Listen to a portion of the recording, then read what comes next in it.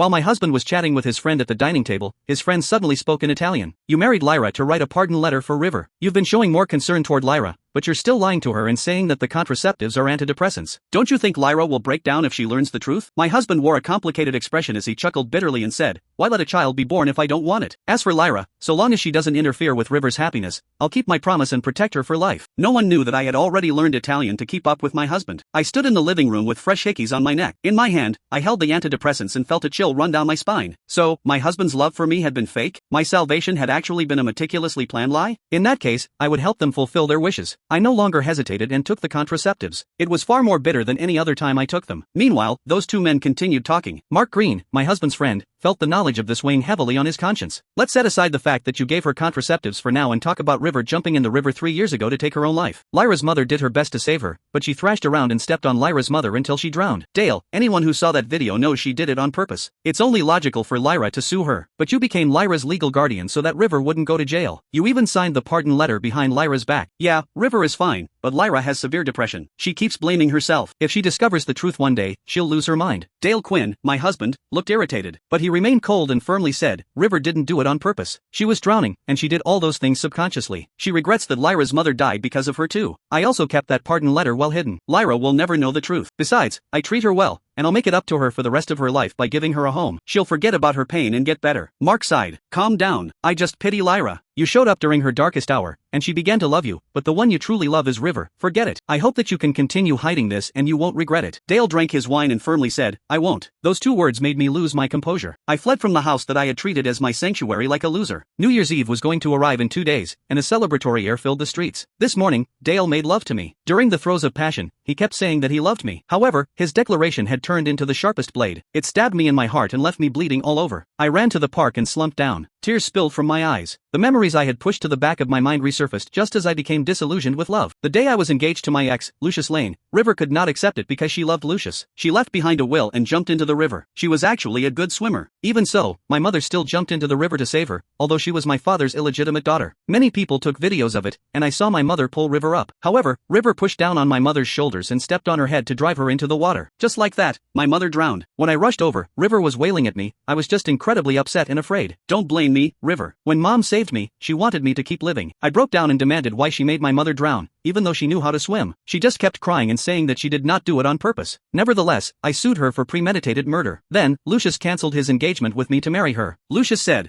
I won't let you hurt River. Conspiracy theories popped up everywhere online. They said that I used my mother's death to earn sympathy points and earn money. They said I was such a virtue signaler that I got jealous of my own sister. That was why my fiancé cancelled our engagement. The insanely negative public opinion hit me so harshly that I could not breathe, and I broke down. I was then diagnosed with severe depression. Even so, I did not give up on trying to seek justice for my mother. My mother had taken care of me and protected me for 23 years. How could I give up on seeking justice for her? At this time, Dale started trying to win my heart. He took care of me attentively and protected me in every aspect. I treated him as my salvation and said yes to his proposal. After our wedding, the court found River not guilty. I tried my hardest to put it behind me and get better. I wanted to have a child with Dale and wanted our family to be happy. To think that my salvation was actually proof of Dale's deep love for River. Dale held an umbrella and arrived before me at some point in time. When he saw me, his scowl disappeared, and pity appeared in his eyes. Why didn't you tell me you were going out? I was worried. It's been getting colder too. The company's also busy at the end of the year. If you get sick, I can't take care of you. I was not surprised that Dale had come after me. He had turned on the location setting on my phone. He claimed that he was worried that I would have a depressive episode. Apparently, he wanted to protect me at all times. I believed him. However, I finally knew that he wanted to keep an eye on me for fear that I would cause River trouble. I simply blinked. My tears had already run dry as I stared absent-mindedly at the snow falling from the sky. I heard that making wishes at the first snowfall works, so I came out to make my wishes. My first wish was this: I hoped that my divorce with Dale would go smoothly. My second wish was this: I hoped that I would never meet him again after our divorce. My third wish was this: I hoped that Mom would not hate me.